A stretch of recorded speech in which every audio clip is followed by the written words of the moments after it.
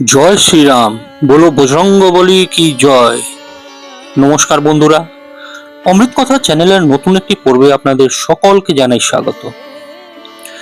বন্ধুরা, আজকে শনিবার, আর আমরা কথা বলবো হনুমানজির সিঁদুর পরার রহস্য, একটি অলৌকিক কাহিনী।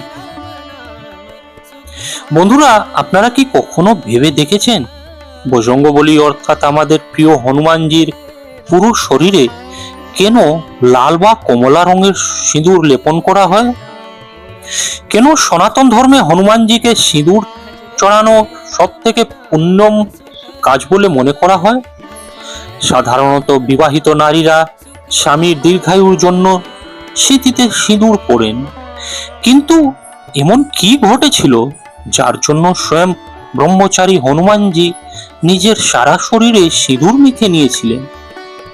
এই ঘটনার পেছনে লুকিয়ে আছে এক পরম ভক্তি, নিঃস্বার্থ ভালোবাসা এবং একটি এমন সত্য যা জানলে আপনার চোখে জল চলে আসবে এবং বজরঙ্গবলীর প্রতি আপনার শ্রদ্ধা হাজার গুণ বেড়ে যাবে।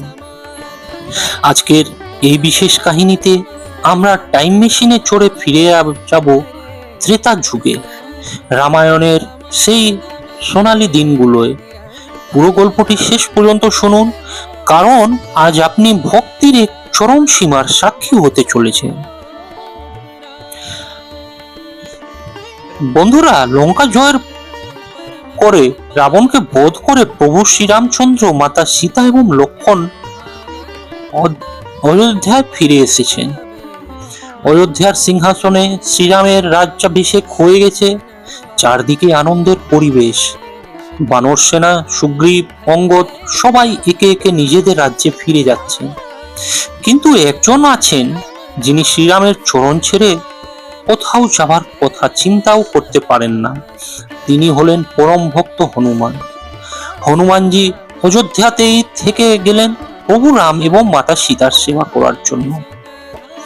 একদিন সকালবেলার কথা, অযোধ্যার রাজা প্রাসাদে মাতা সীতা তার সিংহার কক্ষে বসে আয়নার সামনে সেজে উঠছিলেন। তিনি অত্যন্ত যত্ন সহকারে তার কপালে এবং সিঁথিতে লাল সিঁদুর পরেছিলেন। ঠিক সেই সময় হনুমানজি প্রভুর চরণে প্রণাম জানাতে রাজপ্রাসাদের সেই কক্ষের সামনে দিয়ে যাচ্ছিলেন। খোলা দরজা দিয়ে হনুমানজির নজর পড়ল মাতা সীতার উপর। তিনি দেখলেন মা সীতা তার আঙুল দিয়ে কপালে একটি লাল রঙের চূর্ণ লাগাচ্ছেন। হনুমানজি তো পরম চঞ্চল এবং স্বভাবগত ভাবে সরল মনের ছিলেন। তিনি কৌতূহল ধরে রাখতে পারলেন না। তিনি অত্যন্ত বিনম্রভাবে ঘরের ভেতরে প্রবেশ করলেন এবং হাত জোড় করে মাতা সীতাকে জিজ্ঞাসা করলেন, হে মাতা, আপনি প্রতিদিন স্নান করার পর পরম শ্রদ্ধার সঙ্গে আপনার কপালে ও সিঁথিতে এই লাল রঙের চূর্ণটি কেন লাগান? এর পেছনের রহস্য কি মা?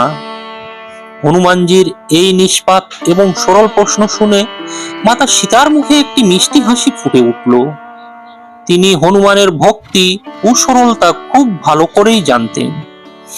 মাতা সীতা হেসে উত্তর দিলেন, বৎস হনুমান, এটি কোনো সাধারণ চূর্ণ নয়, একে সিঁদুর বলা হয়।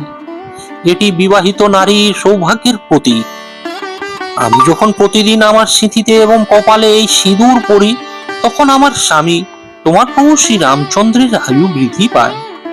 তিনি দীর্ঘজীবী হন এবং তার শরীর সর্বদা সুস্থ ও রোগমুক্ত থাকে। তার উপর আসা সমস্ত বিপত্তি কেটে যায়।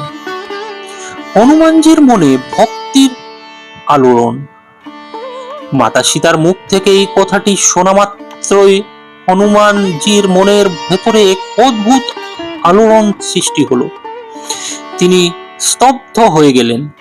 তার মাথায় কেবল একটা কথাই ঘুরতে লাগলো, সামান্য একটু সিঁদুর পড়লে যদি আমার প্রভু রামের আয়ু বাড়ে, তিনি যদি অমর হন, তবে আমি কেন চুপ করে থাকবো? হনুমানজি মনে মনে হিসাব করতে লাগলেন। তিনি ভাবলেন, মাতা সীতা তো একজন নারী, তাই তিনি সামান্য একটু সিঁদুর কপালে লাগান, আর তাতেই যদি প্রভুর এত কল্যাণ হয়, তবে আমি যদি আমার সারা শরীরে এই সিঁদুর মেখে নিই, তবে তো আমার প্রভু শ্রীরামচন্দ্র চিরকালের জন্য অমর হয়ে যাবেন। তার উপর কোনোদিন কোনো সংকট আসতে পারবে না।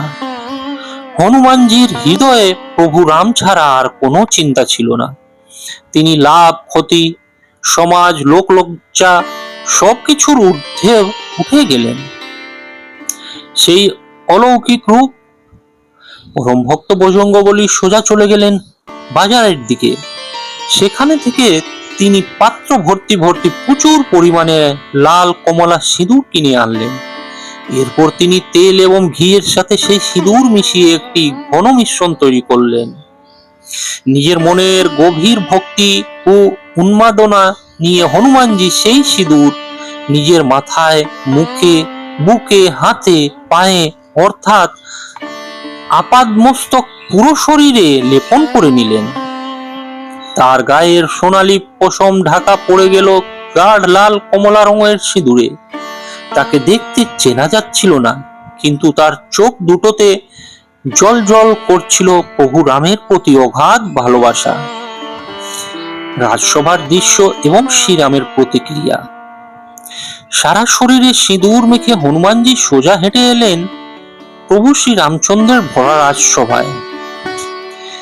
যেই না হনুমানজি রাজসভায় প্রবেশ করলেন, চারদিকের মন্ত্রী, ঋষিমুনি এবং সাধারণ মানুষ তাকে দেখে হেসে উঠলেন। কেউ কেউ অবাক হয়ে মুখ চাউই করতে লাগলেন।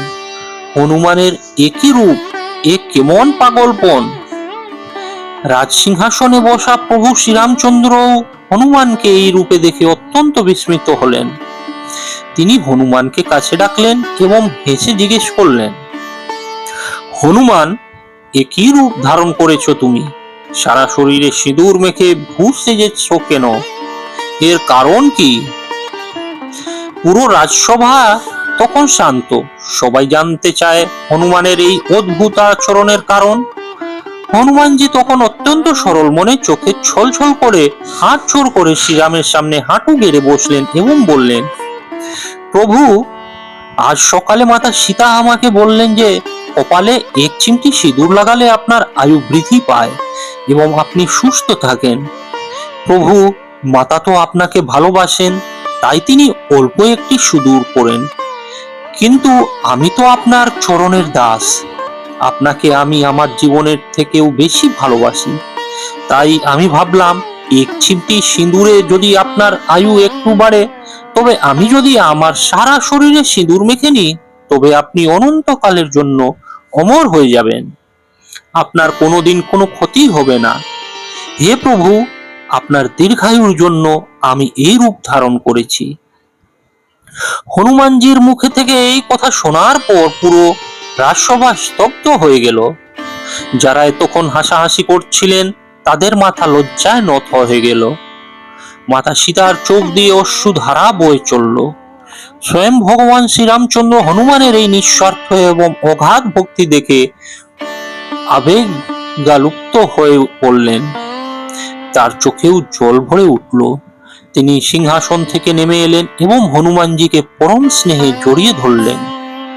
প্রভু রাম বুঝতে পারলেন হনুমানের এই রূপ কোনো পাগলামি নয়, এটি হলো ভক্তির চরম পরাকাষ্ঠা, যেখানে ভক্ত নিজের অস্তিত্ব বিলীন করে দেয় ভগবানের জন্য। বন্ধুরা, এবার আসবো আমরা শ্রীরামের বরদান ও তাৎপর্য। প্রভু শ্রীরামচন্দ্র হনুমানজিকে জড়িয়ে ধরে বললেন, হনুমান, এই পৃথিবীতে তোমার মতো ভক্ত না কোনোদিন জন্মেছে আর না কোনোদিন জন্মাবে। আজ থেকে তোমার এই রূপের নাম হবে সিঁদুরিয়া হনুমান। আমি তোমাকে বর দিচ্ছি, কলিযুগে যে ভক্তই তোমার এই সিঁদুর রাঙা রূপের পূজা করবে এবং পরম শ্রদ্ধায় তোমার শরীরে সিঁদুর ও চামেলির তেল অর্পণ করবে, তার জীবনের সমস্ত বাধা বিপত্তি দূর হয়ে যাবে। তার উপর আমার এবং তোমার যৌথ আশীর্বাদ সর্বদা বজায় থাকবে। বন্ধুরা, এই কারণেই আজও হনুমানজিকে সিঁদুর চড়ানো হয়। মনে করা হয় বজরঙ্গবলীকে সিঁদুর নিবেদন করলে তিনি অত্যন্ত প্রসন্ন হন, কারণ এই সিঁদুর তাকে তার আরাধ্য প্রভু শ্রীরামচন্দ্রের কথা মনে করিয়ে দেয়। জ্যোতিষশাস্ত্র এবং স্বাস্থ্য মতে হনুমানজিকে সিঁদুর পরালে কোষ্ঠীর মঙ্গল দোষ কাটে, নেতিবাচক শক্তি দূর হয় এবং জীবনে সুখ সমৃদ্ধি আসে। তাহলে বন্ধুরা, এবার নিশ্চয়ই বুঝতে পারলেন হনুমানজির সারা শরীরে সিঁদুর থাকার আসল সত্যটি কি। এটি কেবল একটি প্রথা নয়, এটি হলো প্রভু ও ভক্তের মিলন, নিঃস্বার্থ ভালোবাসা আর আত্মত্যাগের এক জীবন্ত প্রতীক। হনুমানজি আমাদের শিখিয়েছেন, ভক্তি যদি সচ্চা হয় তবে ভগবান নিজেই ভক্তের ঋণী হয়ে যান। আজকের এই সুন্দর ও অলৌকিক কাহিনীটি আপনার কেমন লাগলো কমেন্ট করে অবশ্যই জানাবেন। যদি গল্পটি আপনার মন ছুঁয়ে থাকে তবে ভিডিওটি লাইক করুন এবং আপনার পরিবার ও বন্ধুদের সাথে শেয়ার করুন, যাতে তারাও বজরঙ্গবলীর এই মহিমার কথা জানতে পারেন। আর কমেন্ট বক্সে একবার অবশ্যই লিখুন, জয় শ্রীরাম, জয় বজরঙ্গবলী। আজকের মতো এখানেই শেষ করছি। দেখা হবে আবার একটি নতুন ও আধ্যাত্মিক কাহিনী নিয়ে। সবাই ভালো থাকবেন, সুস্থ থাকবেন। নমস্কার।